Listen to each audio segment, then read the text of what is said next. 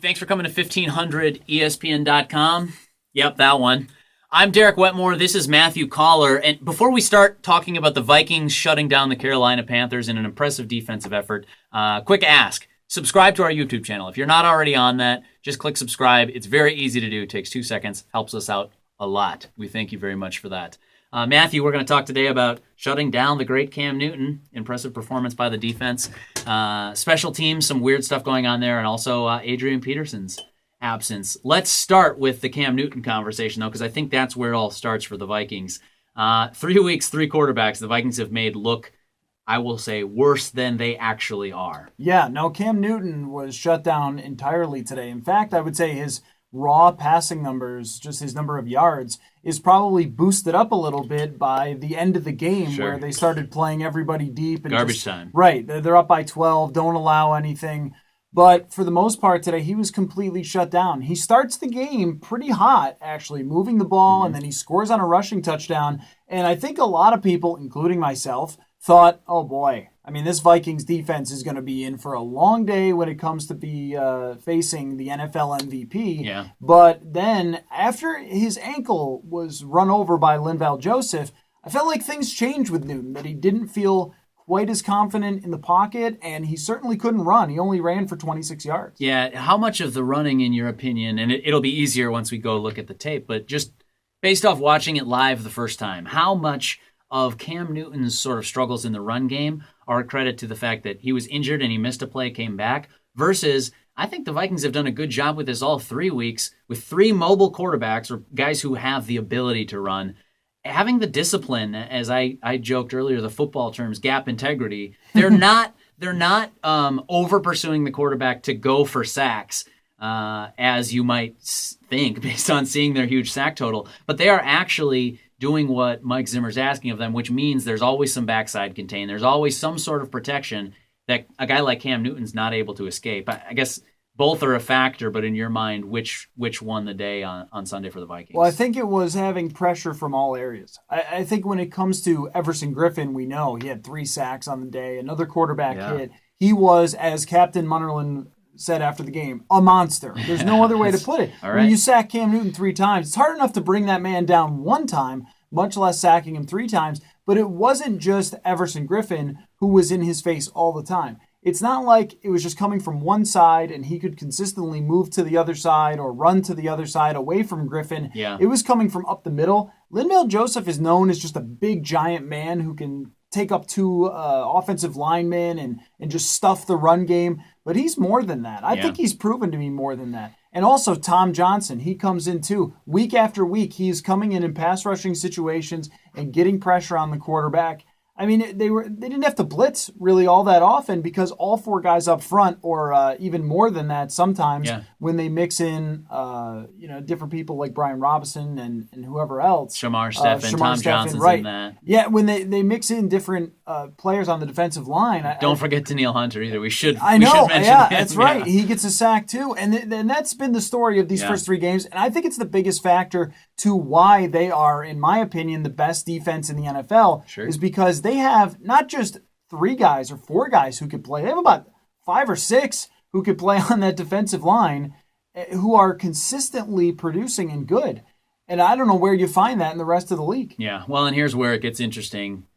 If the Vikings ever get to fully healthy on defense, you're talking about Pro Bowlers kind of all over the field. You mentioned Linval, definite all-pro caliber player in my mind. You got Anthony Barr, Harrison Smith, Everson Griffin, who you already mentioned. Daniil Hunter continues his breakout party. If and when Sharif Floyd comes back. Sharif Floyd, if he's healthy. Player. Xavier Rhodes, if he's fully healthy, I think he can be an impact player.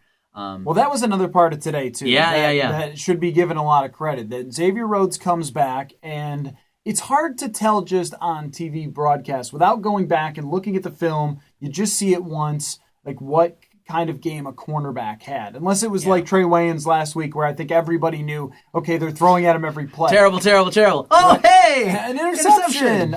But the fact that Xavier Rhodes had 0 tackles should tell you that they weren't throwing at Xavier Rhodes very often. Only a couple of times his way. Having him back in the lineup is a huge factor. It basically eliminates the only weak spot on the entire defense. And we saw at least out of 8 total sacks, maybe 3 or 4 were just pure coverage sacks where Yeah. Newton had nowhere to go with the ball. Yeah, and I think that cuts both ways a little bit. Great pressure on the quarterback makes coverage look better. Conversely, if you can cover down the field, you're going to get to the quarterback at some point. We will talk about Adrian Peterson and his absence in a second, but the one of the other things that stands out to me that may or may not get enough attention is the special teams. The fact that, okay, Blair Walsh, did he hit some kicks? Okay, yes. He also missed another extra point. The Vikings have a real problem on their hands. I'm not sure how you solve that in the short term. Maybe there's not a solution. But the other interesting thing on special teams to me was Cordero Patterson. Coming out, a guy who is usually just a kick returner and a gimmick wide receiver in the past few years anyways. And now he's playing gunner on the punt team. And did a great job. And makes 2 tremendous plays. He might have just won that job. Mike Zimmer said after the game, he told reporters apparently that he was playing there by necessity because the Vikings were down so many bodies. And to me, I thought 2 terrific plays, not only when he blew up the punt coverage, but also he helped the Vikings pin Carolina deep in their own territory on another punt.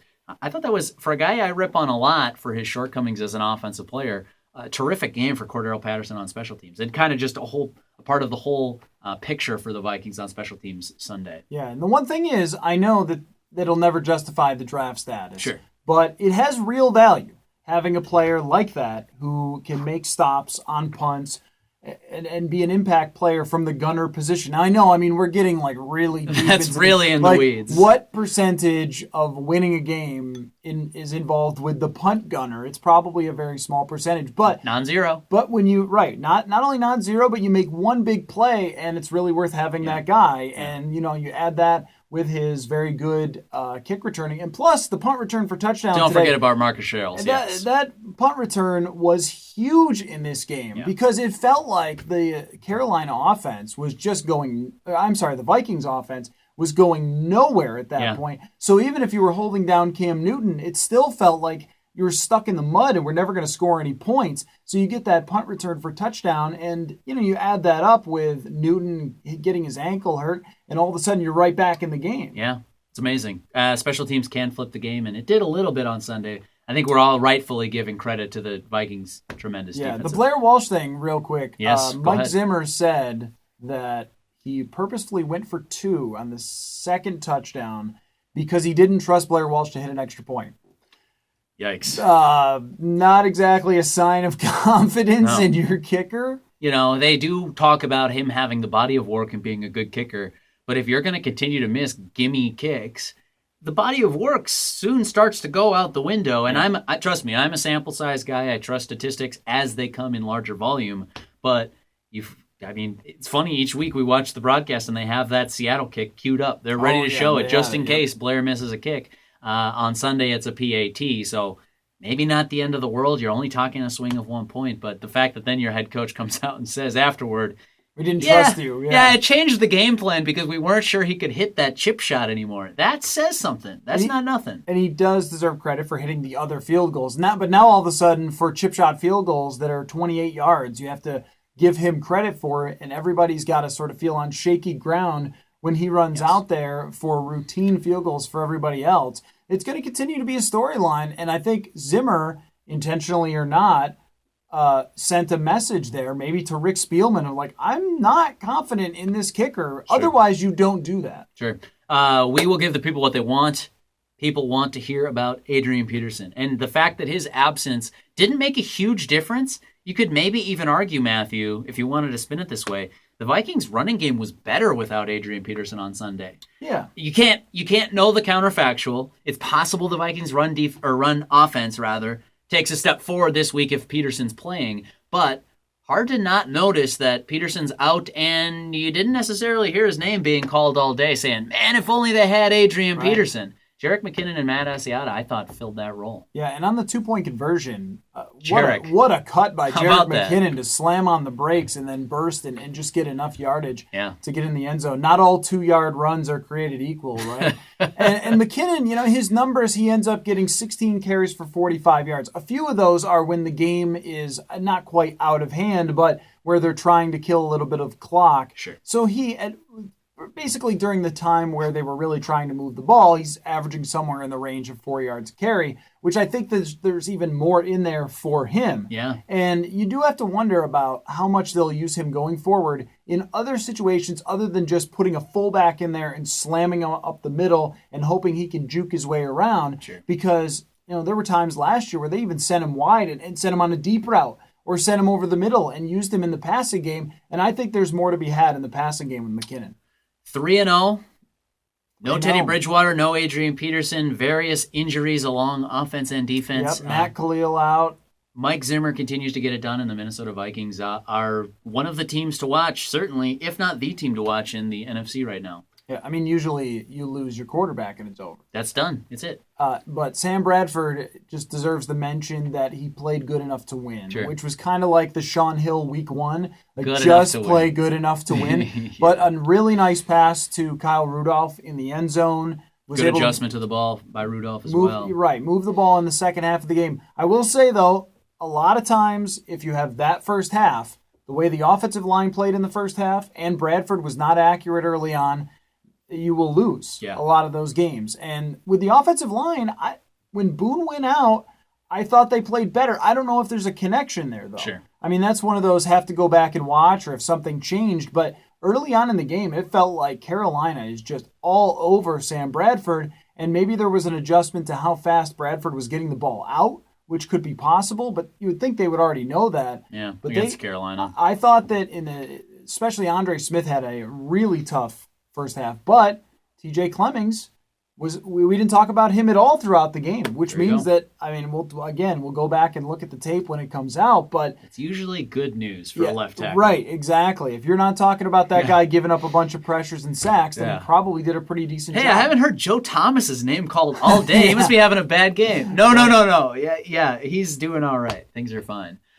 He's Matthew Collar. I'm Derek Wetmore. If you didn't subscribe at the beginning of the video when I asked you to, and you're still watching now, I know you'll want to subscribe. Go to 1500 ESPN Twin Cities on YouTube and hit subscribe. Please and thank you. It helps us out. It helps bump us up. It helps get this video shared with more people. And why wouldn't you want to do that? We said the Vikings defense is one of the best in the NFL, and Matthew did all of his things. So all of that notwithstanding, we appreciate you watching. For Matthew Collar, I'm Derek Wetmore. We'll catch you midweek this week as we prepare the Vikings for a matchup on Monday Night Football with the New York Football Giants. Until then, we'll see you next time. Thank you for watching.